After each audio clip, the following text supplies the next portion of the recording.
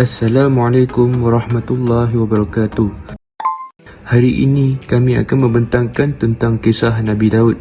Antara rukun iman adalah percaya kepada kitab dan juga percaya kepada Nabi. Seperti yang kita maklum, Nabi Daud juga antara Nabi yang menerima mukjizat, iaitu kitab Zabur. Nama penuh baginda Daud bin Ishaq bin Uwaid.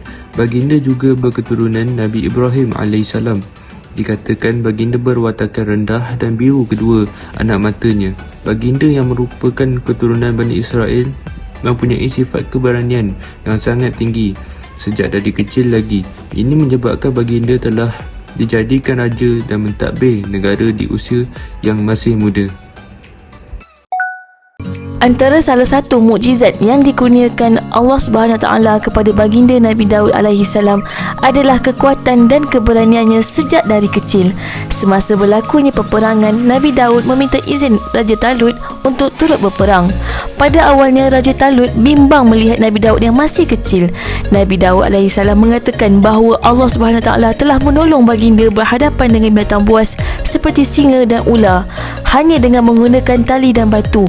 Pastinya Allah akan menolong untuk berhadapan pihak musuh. Mendengar jawapan Nabi Daud yang sungguh berani, kemudian baginda dipersiapkan dengan senjata sama seperti tentera lain. Namun begitu, Nabi Daud memilih untuk membawa senjata miliknya sendiri, iaitu batu dan tali. Semasa Nabi Daud berhadapan dengan pihak musuh, iaitu Raja Jalut, Nabi Daud telah ditertawakan oleh Raja Jalut kerana Nabi Daud masih seorang budak. Nabi Daud dengan beraninya telah membunuh Raja Jalut.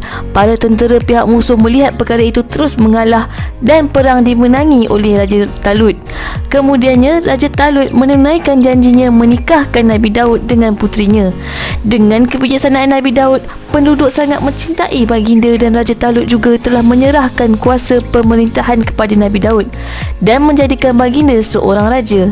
Akhir kata, tidak kira usia seseorang itu, siapa pun orang itu, dengan ketaatan dan keyakinan sepenuhnya pada Allah SWT, yakinlah Allah SWT akan menolong hamba-Nya. Saya akan membentangkan tentang kelebihan-kelebihan Nabi Daud. Antaranya ialah suara yang merdu. Nabi Daud AS diutuskan oleh Allah SWT kepada umat manusia untuk memberikan petunjuk. Nabi Daud AS merupakan anak kepada Nabi Ibrahim yang ke-12. Nabi Daud AS juga memiliki banyak keistimewaan, hasil kurniaan dan rahmat Allah SWT. Nabi Daud AS meninggal dalam usia 100 tahun lebih dan dimakamkan di Baitul Maqdis. Antara kelebihan Nabi Daud ialah Nabi Daud AS terkenal dengan suaranya yang sangat merdu dan tiada tandingannya. Nabi Daud AS sentiasa berfikir dengan suara yang merdu. Suara Nabi Daud AS yang lunak dan merdu ketika membaca kitab Zabur, apabila didengari oleh orang-orang yang sakit, maka mereka pulih dan sembuh seperti sedia kala. Selain itu, sesiapa yang mendengar suara Nabi Daud akan terlelap disebabkan terlalu merdu. Firman Allah SWT yang bermaksud, sesungguhnya kami menundukkan gunung-gunung yang untuk bertasbih bersama dia, iaitu Daud, pada waktu petang dan pagi. Dan kami tundukkan pula burung-burung dalam keadaan terkumpul. Masing-masing amat taat kepada Allah dan kami kuatkan kerajaannya dan kami berikan kepadanya hikmah dan kebijaksanaan dalam menyelesaikan masalah. Surah As-Sad ayat 18 hingga 20. InsyaAllah untuk poin yang seterusnya kita akan menceritakan tentang mukjizat Nabi Daud dalam melembutkan besi. Mukjizat yang paling popular yang kita selalu dengar tentang melembutkan besi. Okey, dalam surah As-Saba ayat 10, firman Allah Subhanahu Taala yang bermaksud, dan kami telah melunakkan besi untuknya. Ayat ini membuktikan bahawa Allah Subhanahu Taala telah mukjizatkan kepada Nabi Daud untuk melembutkan besi. Beberapa ulama seperti Al-Hasan Al-Basri telah mengatakan bahawa Nabi Daud dapat melunakkan besi atau melembutkan besi dengan tangan yang kosong tanpa menggunakan apa-apa alatan seperti alatan yang manusia gunakan sekarang. Dengan kelebihannya itu, baginda telah mencipta satu baju besi dengan cara anyamannya sendiri. Seperti firman Allah Subhanahu Wa Taala dalam surah As-Saba ayat 11 yang bermaksud, buatlah baju besi yang besar-besar dan ukurlah anyamannya dan kerjakanlah kebajikan. Orang ulama iaitu Qatadah bin Di'amah mengatakan bahawa Nabi Daud adalah orang yang pertama mencipta baju besi dengan cara anyaman. Antara sebab Nabi Daud mencipta baju besi ialah kerana pada zaman baginda, kaum baginda sering menghadapi peperangan. Baju besi yang mereka gunakan untuk berperang terlalu berat sehingga sukar untuk bergerak. Baju besi yang dibuat oleh Nabi Daud AS dapat melindungi tubuh badan dari pedang dan kampak, juga mudah untuk bergerak. Seterusnya, kisah kaum Nabi Daud AS iaitu Bani Israel. Pada tahun 1025 Masihi, perkampungan Israel dikembangkan oleh kerajaan Talut. Ketika itu terjadi banyak peperangan dari segi penaklukan wilayah timur Yordania iaitu atau dikenali sebagai Jordan bagi melawan bangsa Palestin yang ketika itu dipimpin oleh Raja Jalut. Dalam pertempuran tersebut, Nabi Daud AS berjaya menewaskan Raja Jalut. Maka Nabi Daud AS menjadi pemimpin kepada Bani Israel dan juga bangsa Palestin.